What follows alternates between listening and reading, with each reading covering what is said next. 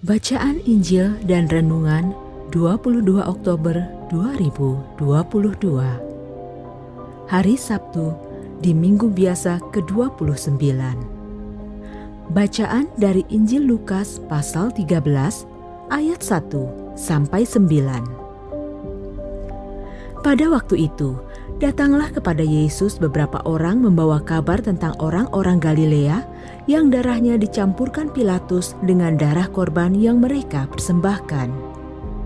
Yesus menjawab mereka, "Sangkamu orang-orang Galilea itu lebih besar dosanya daripada dosa semua orang Galilea yang lain karena mereka mengalami nasib itu? Tidak, kataku kepadamu. Tetapi jikalau kamu tidak bertobat, kamu semua akan binasa atas cara demikian. Atau sangkamu, ke-18 orang yang mati ditimpa menara dekat Siloam lebih besar kesalahannya daripada kesalahan semua orang lain yang diam di Yerusalem? Tidak, kataku kepadamu. Tetapi jikalau kamu tidak bertobat, kamu semua akan binasa atas cara demikian." Lalu Yesus mengatakan perumpamaan ini. Seorang mempunyai pohon ara yang tumbuh di kebun anggurnya, dan ia datang untuk mencari buah pada pohon itu, tetapi ia tidak menemukannya. "Tebanglah pohon ini. Untuk apa ia hidup di tanah ini dengan percuma?" Jawab orang itu, "Tuan, biarkanlah dia tumbuh tahun ini lagi. Aku akan mencangkul tanah sekelilingnya dan memberi pupuk kepadanya. Mungkin tahun depan ia berbuah.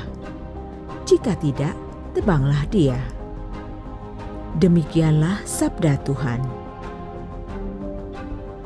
Saudara-saudari, ada berapa banyak buah-buah baik dalam hidup kita? Itu pertanyaan yang harus kita jawab dengan jujur.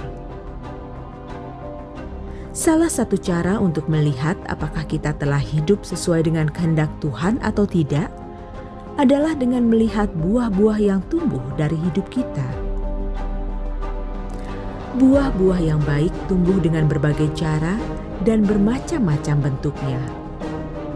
Yang pasti, ada dua macam buah. Pertama adalah buah yang dapat ditemukan dalam jiwa kita yang merupakan hasil dari kehidupan doa dan persekutuan dengan Allah. Yang kedua adalah buah yang tumbuh dari perbuatan baik yang kita lakukan kepada sesama. Dalam hidup ini, kita sering mengalami pertentangan di dalam jiwa.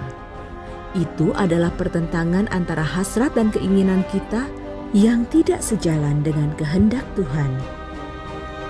Untuk menghasilkan buah-buah yang baik, kita perlu memurnikan batin kita sehingga bisa selaras dengan kehendak Allah. Dengan berdoa, berpuasa, dan membaca kitab suci, Roh Kudus akan memampukan kita untuk semakin selaras dengan kehendak Allah. Jika batin kita telah dimurnikan dan kita telah hidup selaras dengan kehendak Tuhan, kita akan menjadi pribadi-pribadi yang tidak lagi mementingkan diri sendiri, namun mendahulukan kepentingan orang lain. Sehingga kita tidak lagi suka menghakimi, berbuat kasar, ataupun mengikuti emosi. Marilah kita berdoa. Allah Bapa kami, Engkau adalah pemilik kebun anggur yang penuh kasih. Engkau tidak pernah bosan mencangkul tanah di hidupku dan memberi pupuk di jiwaku. Hari ini aku mengundang Engkau untuk mencangkul dan memberi pupuk di jiwaku. Ubahlah aku Tuhan, agar kelak aku dapat menghasilkan buah-buah yang baik di dalam hidupku. Kiranya Roh-Mu yang kudus selalu membimbing aku. Tuhan, aku percaya kepadamu.